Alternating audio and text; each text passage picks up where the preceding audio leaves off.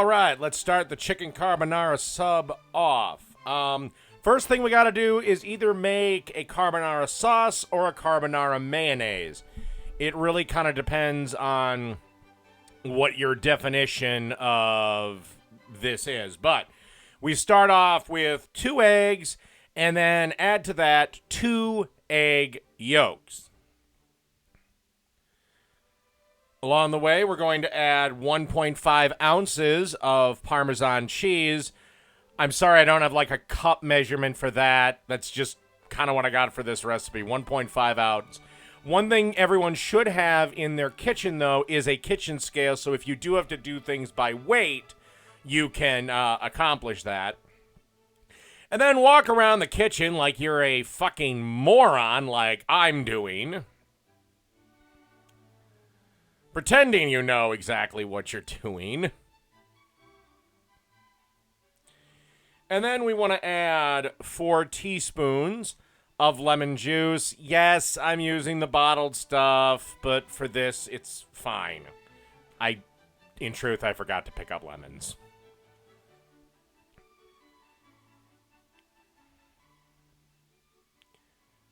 And then we want to add 4 teaspoons of yellow mustard to this.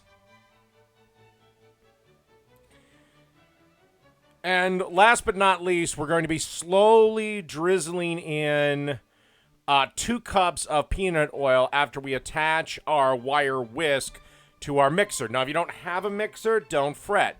What you want to do is you kind of want to coil up a towel and put that around the bowl, and that'll keep it stable while you whisk it by hand. But then you want to slowly drizzle in 2 cups of peanut oil. If you don't have peanut oil or you're allergic to peanuts, something like a vegetable oil would work just fine. Olive oil I wouldn't recommend because it changes the color a little bit. So that's basically it for this.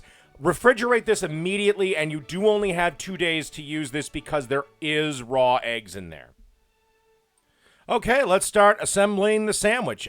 Basically what we've got here is some boneless, skinless chicken breasts that I cut lengthwise in half. Pounded it out just a little bit to increase the surface area, just a hair. Seasoned it with all-purpose. I've given this recipe 10,000 times, but if you're new to the channel, it's equal parts salt, pepper, garlic powder, and onion powder mixed up together.